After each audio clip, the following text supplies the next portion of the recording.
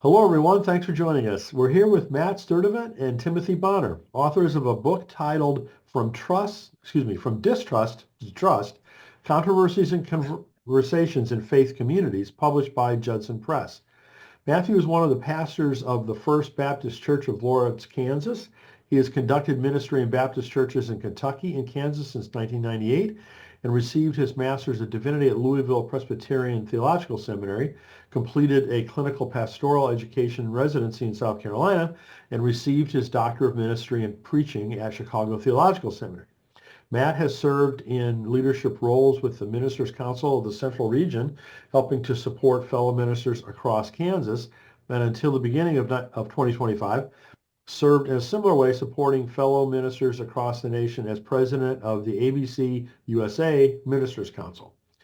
Timothy is a licensed clinical psychotherapist in Lawrence, Kansas.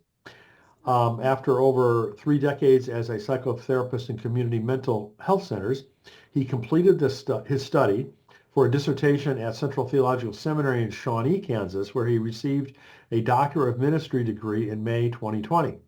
Tim has given many professional presentations on psychotherapy, communication, and parenting. Highlights include parenting in the 21st century at the Satira World Conference in Hong Kong. At some point, we'll have to talk about Hong Kong. That's like one of my favorite cities. Hmm. He's also presented holistic therapy for anxiety, depression, and codependence, and other continuing education presentations. You can learn more at the website distrusttotrust.com. That's distrust, the number two, trust.com, and also, of course, at judsonpress.com.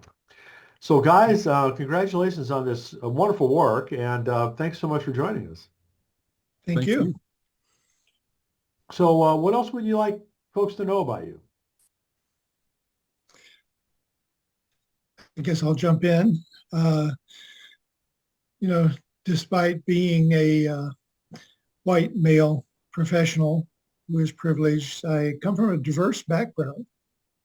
I grew up on a cattle ranch in southeast Kansas and had a wide variety of jobs before becoming a psychotherapist. One was cowboy. Then I was construction laborer. I was also a sheriff's dispatcher and jail keeper, a research assistant, graduate school, became a university instructor, and after that, child protection services social worker. Hmm. And then I decided I wanted to become a therapist, so went back to graduate school. I also have visited 37 different countries, Oh, and my. I'm in a diverse, blended, mixed family with 6 adult children and 15 grandchildren that are a mixture of European, African, Mexican, and indigenous descent. Wow. Well, good for you. That's got to keep you busy. 15. Yes, it does. That has to keep you busy. Yep. Well, and I don't have quite the same vocational adventure story that Tim has. I grew up as a preacher's kid in small towns in the Midwest and the Mid-South, and my dad was a pastor. I thought I'd never be a pastor, and next year will be my 25th year of ministry. So that's kind of how it often happens. My wife and I are as of now, as of last night, we are parents of now two high school graduates. Our second son, our second child, graduated from high school last night. My wife is, in many ways, my hero. She teaches elementary school at a public school here in town, and loves to teach kids how to read. So that's the family stuff. I just love to be outside. I've got a window right next to me, so if I'm peeking outside during the interview, I'm looking at the green. I love to be hiking or trail running or in the backyard somewhere, and or watching a baseball game somewhere outside. So those are some of my ways of being. Very cool. Very cool. You know. Well, as I mentioned, I have a particular interest in your book. The title again is From Distrust to Trust, Controversies and Conversations in Faith Communities. What led you guys to write that book? Hmm. Well, there's a story about our dialogue, but I think I'll start first with saying that there is pervasive insecurity and distrust in the world today. 2 generations ago, 1960s, surveys recorded that 60% of the US population trusted their neighbors. Hmm. Most recent surveys asking the same question, it's 30% Wow. of Americans trust their neighbors. And that's overall. For millennials and Gen Z cohort, it's 19%. So Wow. there is need there. And I'll let Matt talk about our process of decision making. Yeah, we were both in seminary in two different seminaries working on doctoral degrees. So we had this kind of thought process along similar lines. We were both thinking about kind of the case study and this kind of trust question was how churches talk about same-sex marriage. And so Tim did a ton of research with different churches who, had different processes or different conversations around this. I was getting a DMin in preaching, and so mine was more about how do you preach through a conversation like this. And so, we knew of each other's projects. We kind of talked back and forth a little bit of it. This is like during COVID, so we were at car church one day. So we were outside, and Tim was greeting people, waving on the way in, and we were talking about it. And we had thought about could we do an article together? Could we do something? And I think it was Tim that just said, well, why don't we just shoot the moon and do a book, right? Because we think that this trust. Issue becomes an issue in the church, and it becomes an issue in the community because we see that the church isn't doing this too well. One of the words that we both learned in the process is a term, alterity, what we define as openness to otherness in the book. And this idea simply being we're just not used to trusting the other, right? We're not used to trusting somebody different than us, somebody who looks different or acts different or has a different ideology. And so we want to say, let's pay attention to this, right? It's important to the church's history. It's important to the church's future survival. One of the things that we did in the book was realize, we have two perspectives, but, other churches and other leaders who have been through this process have other perspectives. So we have a chapter in the book, Other Voices, written by participants of our research, right? So we have diverse voices that kind of help us round out some of what we suggest is important. They have some other ideas about that as well. So that openness to otherness, I think, is pretty significant piece of kind of what kicked off the whole thing. Hmm. If I can add just one thing is that of those other voices, 5 were females and only 1 male. So they gave us a little variance in the perspective in the book. Good, good. So who do you think the book is most intended for? Well, it's an easy read for anyone interested in trust building in their community, dealing with divisive issues and controversial topics. The content is applicable to all organizations and guidelines, and not really limited to Christianity, even though that is the focus as a Christian book. I think anyone interested in insights or wisdom about leadership, communication in general, or conflict transformation in particular, in the decision-making, a healthy decision-making process to get to a positive outcome would be interested in the book and find it useful. Yeah, I mean, I think I would add to that, basically anyone who loves and care about Jesus's church, right? I mean, I think that, Ryan, you've done some of this work, right? You've seen that the church is both a symptom of this diminishment of trust, that folks are, moving away from churches where they feel like they don't want to be around those neighbors that they don't trust in the same way.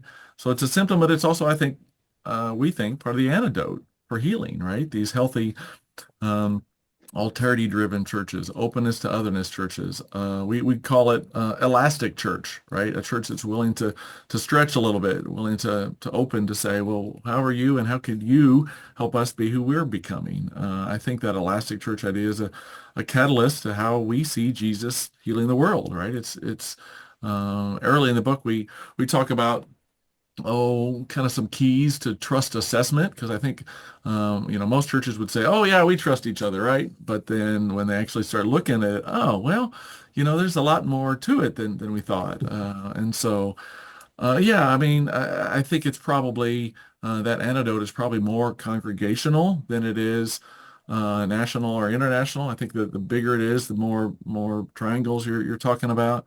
We quote Nancy Ammerman, who talks about kind of a de facto congregationalism that whatever your church can decide together, your church is going to argue about, right? Nancy doesn't quite say it that way, but she says that we are kind of, even if we're more of a top-down polity or more of a hierarchical, it doesn't necessarily matter. We can make decisions and we will make decisions as a congregation. So how do we do that, right? Do we do it in a way that is trust building or a way that shows distrust? Hmm. Hmm. Very good. So I'd like to read from one of the endorsements from the book. This is from Dr. C. Jeff Woods, former General Secretary of the American Baptist Churches USA. He says, for congregations ready to tackle controversial issues, the authors provide research, examples, and models to engage in this process. So it sounds as though the book is pretty practical and kind of a hands-on. Is that what you were striving for?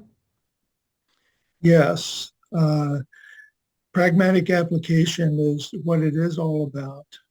And it is about relationships because invariably it is people doing the work of the church. We expect that, so any leaders, lay or ordained, can find it useful. We include what we call a toolbox approach. One being pathways, using our case examples, pathways to trust. And then another one, it's kind of founded on the tools, is a cycle of building trust and the different steps in it. And then a third part it includes a covenant for communication that people can use as guidelines to try to discuss together how to relate to one another. How do we get along, especially when there is conflict or distrust. Mm-hmm.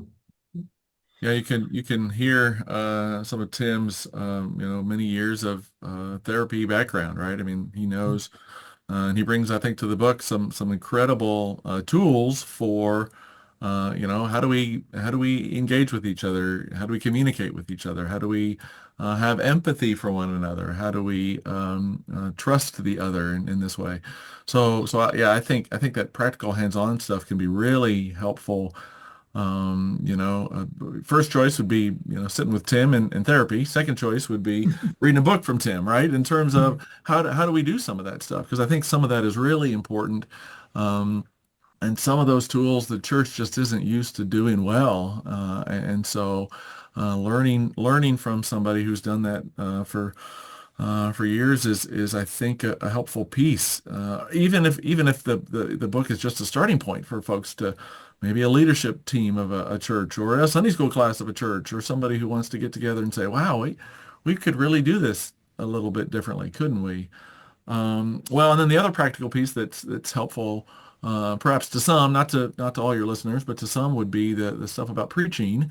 I really feel like the work of preaching does a lot to diminish that trust or evoke trust. And I think what we do in the pulpit is an important work. And I say in the pulpit, let me just say with the preaching work altogether. One of the things we talk about in the book is that preaching doesn't start with me in my office and I'll get all the right answers and I'll deliver them to you, right? But I think to evoke that trust, it's how do I, like Tim said, how do I come out of a relationship angle? How do I listen to what folks are saying about this text and what folks are saying about my sermon that I preached about the text. We talk about a model we do in our church called the two-way, which is a conversation that we have every week about what do you think about the sermon? How could you make it better? What could be different about it?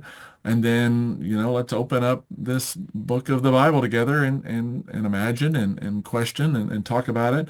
And so we have this kind of cycle of this is how we preach together.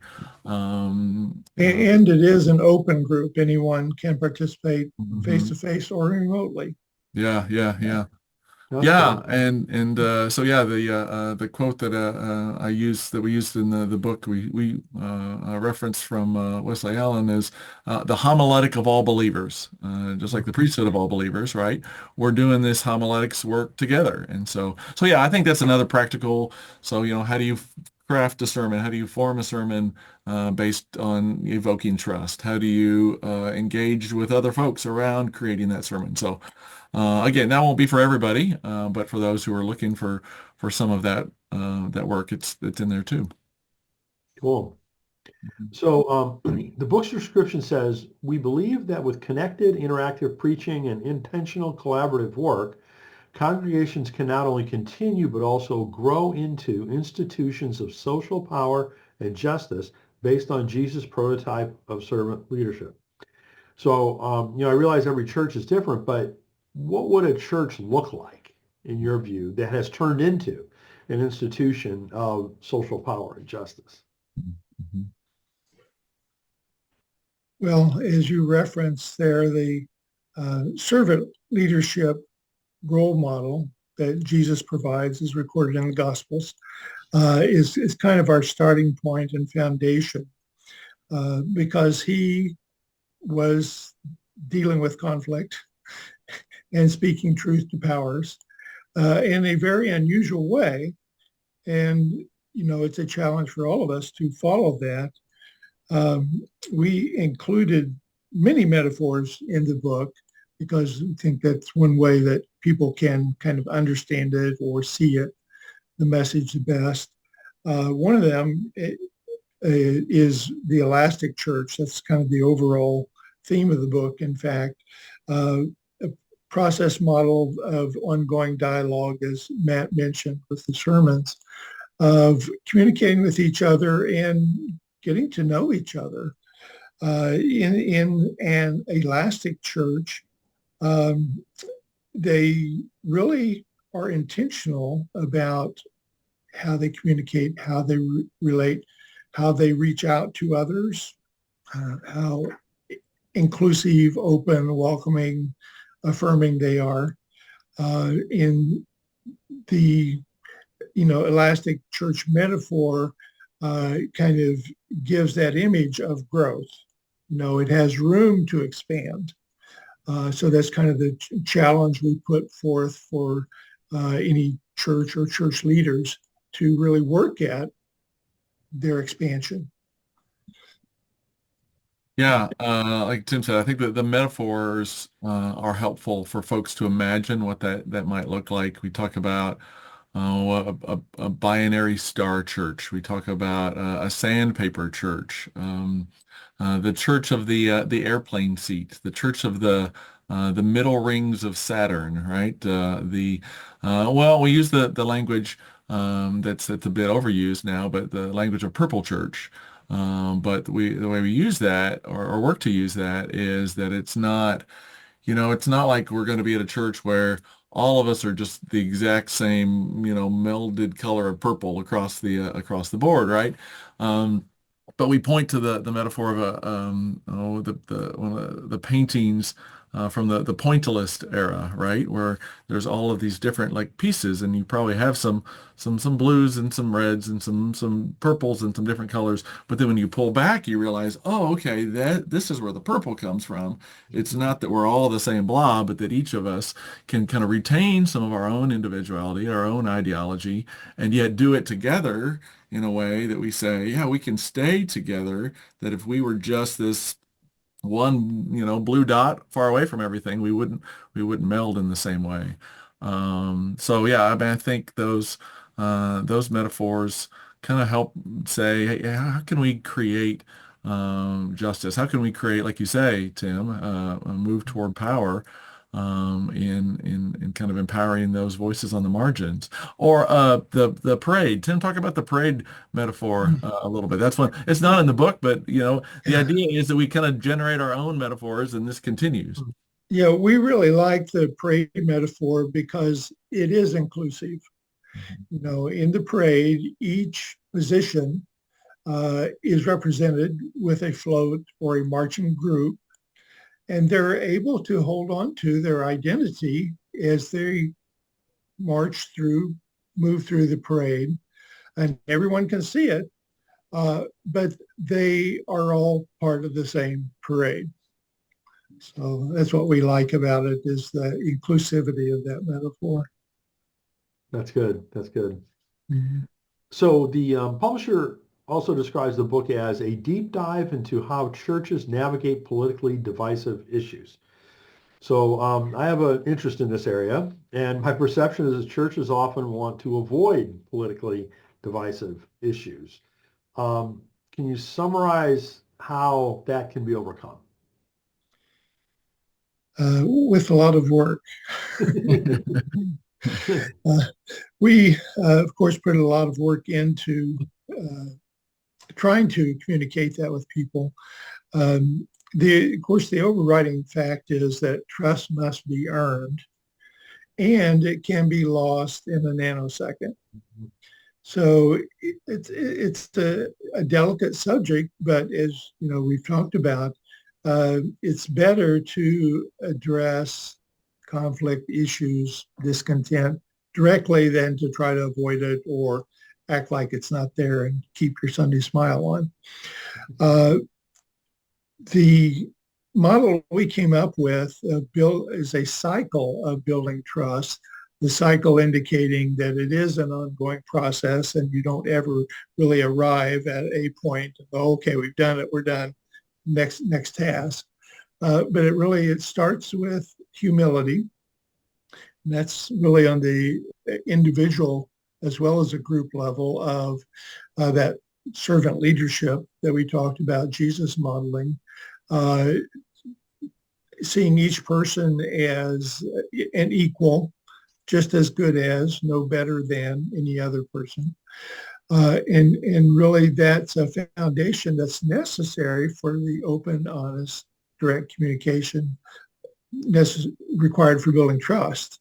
The next step is hospitality. That's the connecting with the other.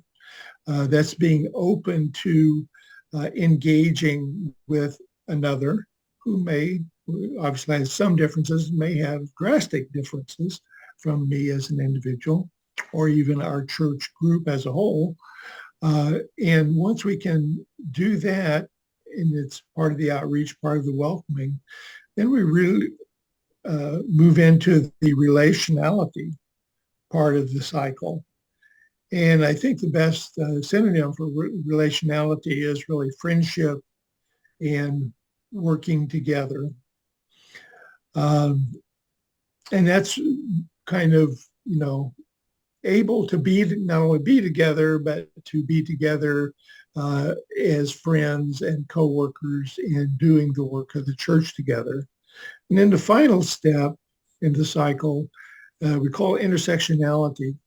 It's kind of a new concept that we use, and it's kind of challenging, but really see intersectionality as understanding and accept each person for who they really are, genuinely, openly, honestly, in being able to work together with them. Matt, can you say more about that? Yeah, I mean, I think, we understand that's some of the hurdles, right? As soon as we say, oh, here's this great, easy thing to do, then it's like, oh, yeah, but there's sexism in the world, there's racism in the world, there's all these challenges, and it's not just that we could just address it, as one big block, right? Instead, this one person is at the intersection of all these different things, and so how do we address those challenges when when folks, are working against some of those uphill climbs, and are again on the margins in multiple ways, how do we then begin to say this is more than just, pie in the sky, okay, let's trust each other better, but say, no, I can't trust you because I've been burned by this, right? And so how do we move past some of that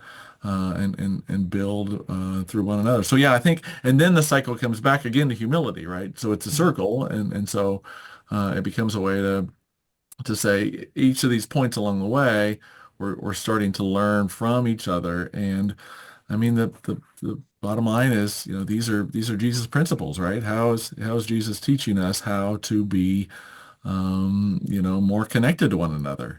The metaphor that, it seems a little too obvious, but is maybe the most important one is the body of Christ. That this is body of Christ stuff, that, as we read in the New Testament, they didn't agree either, right? They were dealing with challenges. They were dealing with some pretty significant distrust of one another, and yet they made it work. Hmm.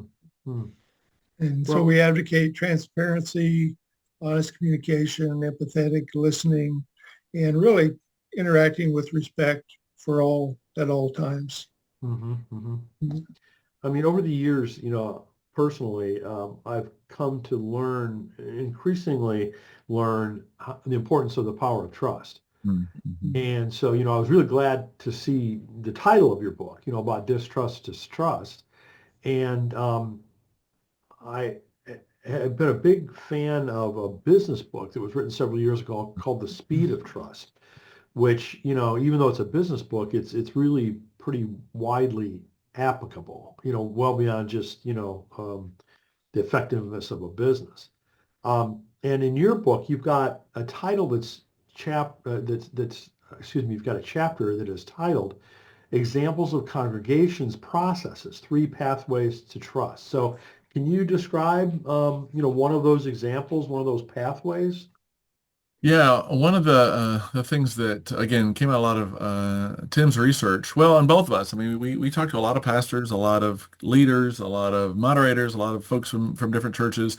And again, this is back to now we're talking about specifically this case study of how do churches talk about same-sex marriage? After Obergefell versus Hodges, what do we do now? And so a lot of churches have tried to figure this out. Some in maybe we'll just say in different ways, right? And so what we tried to do instead of saying, well, here's our one size fits all way to do this, we said, there's kind of multiple pathways to get to trust, and this is again at the congregational level, at the process level, in terms of what process will your congregation create to be able to talk about this issue, or fill in the blank, whatever the issue that threatens to divide in your congregation, in your context.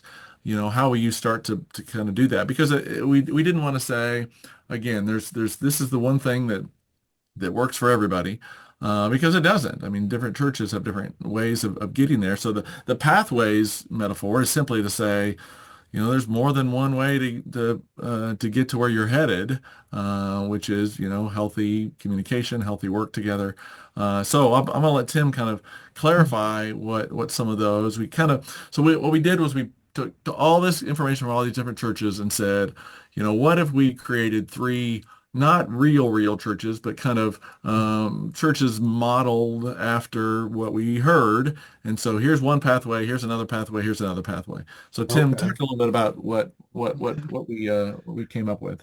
So we'll give you all three sort of for comparison basis. One was ongoing, non-confrontational, pragmatic approach. It actively was being inclusive of diverse participants while not being too bold in proclaiming or advocating a certain position. So they were walking the tightrope of inclusion, but also not offending longstanding members who may have been resistant to change, more so. And then it was clergy-led, clergy were primarily making decisions all along and providing, I guess, leadership and education to the congregation, but not really pressing the issue. For example, not calling for a congregational vote. And in that process, the churches we looked at, it was, as I said, ongoing. And so they didn't lose any members, even though they were bringing in diverse people into the group. And so actually that's kind of representative of more diverse congregations. Second prototype is, we call it a unified path toward consensus.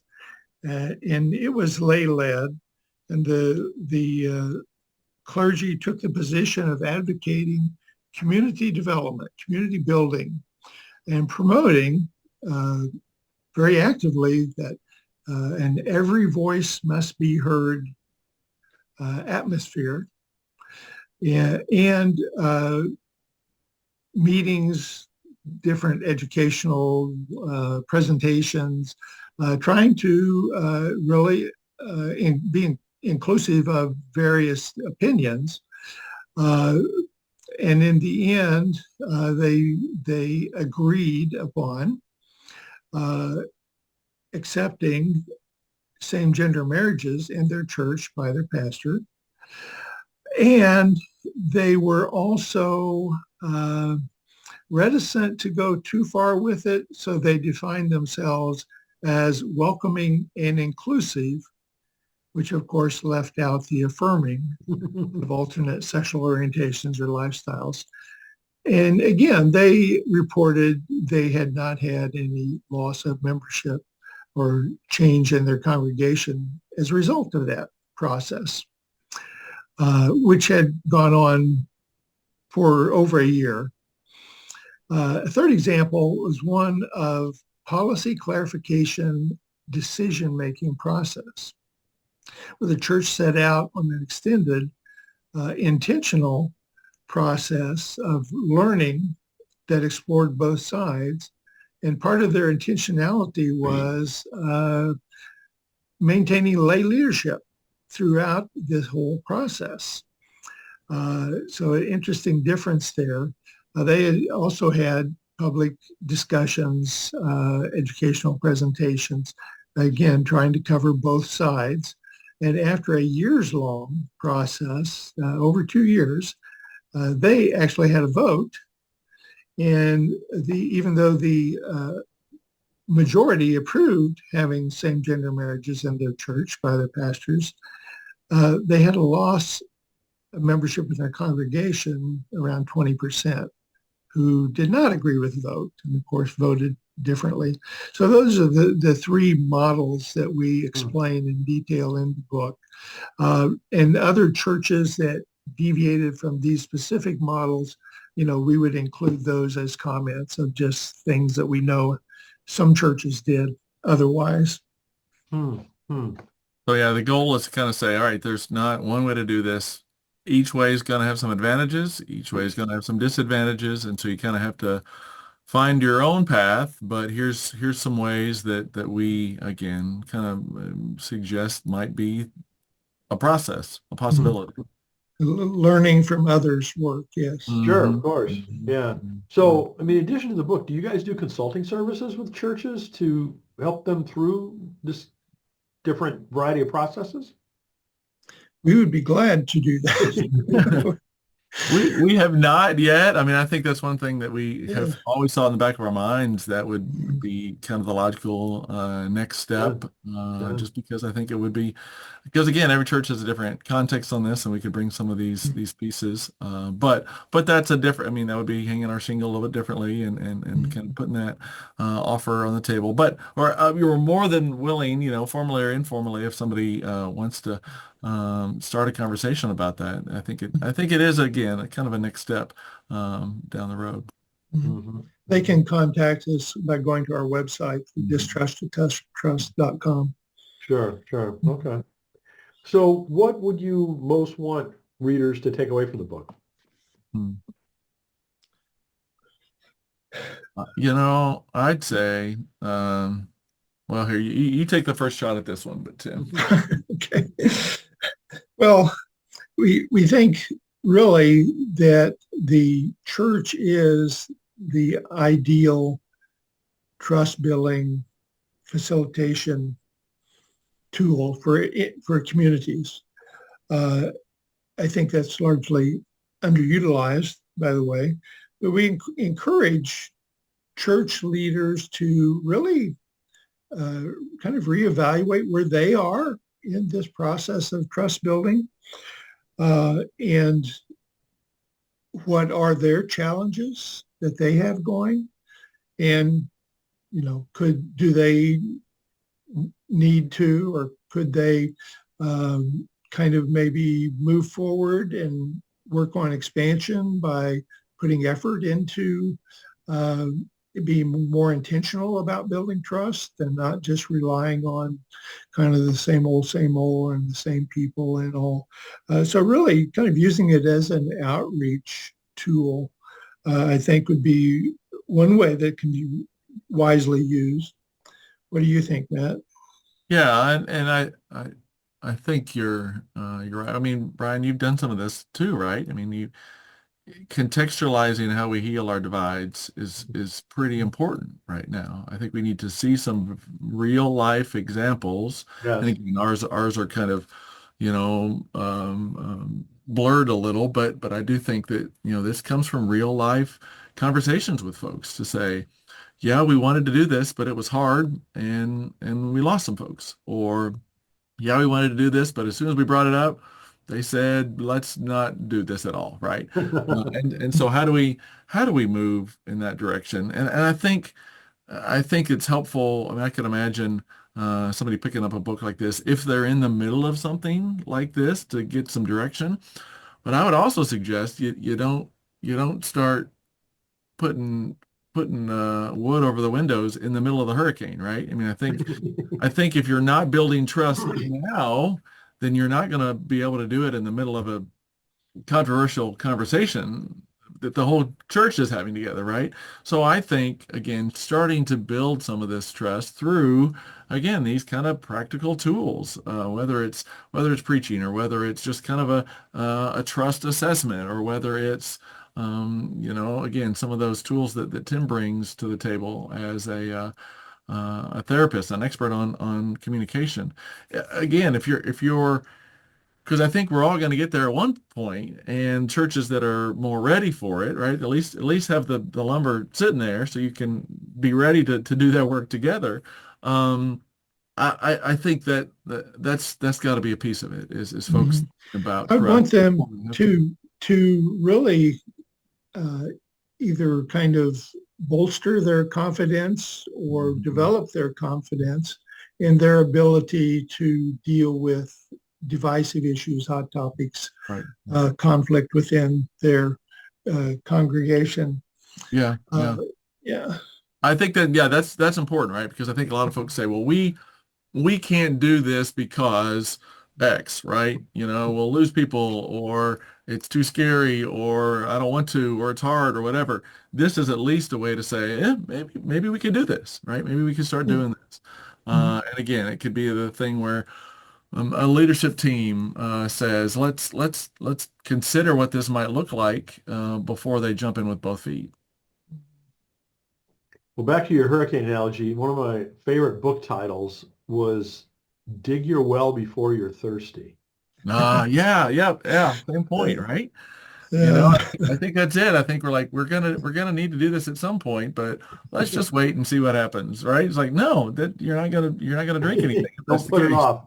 Then don't put it off, right? Yeah, yeah. Well, and I say in the book that if, and I think, professionals, leaders probably know themselves well enough to know whether they're good at communication and dealing with conflict or not. And so we say that if you are not confident in your abilities, consult, get someone to come in and help you with that. I mean, Absolutely. and we can all benefit from that, but don't let that be a barrier to you going forward with it. Mhm. So, I know you guys produced this great book, but I have to ask, are there any future books that you guys have in mind or other kinds of projects? We have talked, but Right. at this point, Yeah. it's just been talk as far as a specific book. We've actually also had suggestions on what we should do. Um, the kind of we aren't working on a particular project at this time, but I will interject here that I do write a blog, and it's Timothy Bonner 9, the number 9 .medium.com. Hmm. So Medium is it's not behind a paywall, so anyone can read up to 3 articles per month.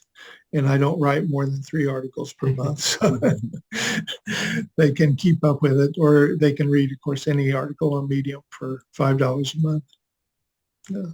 Well, and I'll say, Brian, my next project is Sunday sermon. I gotta figure that one out. And I say that kind of tongue in cheek, but at the same point, the text is about Peter and Paul, arguing in Antioch, and so I think it is a chance to say, as we have these conversations around our scriptural story, we realize it's there, right? It's already there. We don't need to make up controversy. We don't need to make up. The church has dealt with this. God's people have dealt with this from the beginning. And so, yeah, our other projects are like, well, how do we bring this to a different aspect, right? Again, whether it's consulting or whether it's, something that we can like a workbook that you can do on your own or whatever the Yeah, yeah. possibilities might be. Yeah. Good. We'd love to, but we're not there yet. Well, it's, as you said, a cycle, a continuing, right, issue that's not going to go away anytime soon. And so, having a continued set of efforts over time that maybe take different forms and shapes is, I think, probably a pretty good way to go about it. Yeah. Yeah. Well, congratulations, guys, on all of your work. Best wishes going forward. Again, the title of the book is From Distrust to Trust: Controversies and Conversations in Faith Communities. And check out the website distrust2trust.com and, of course, judsonpress.com. So, guys, appreciate your work. Appreciate you spending some time with us, and thanks so Thanks, man. much. Thank you, Thanks, Brian. Brian.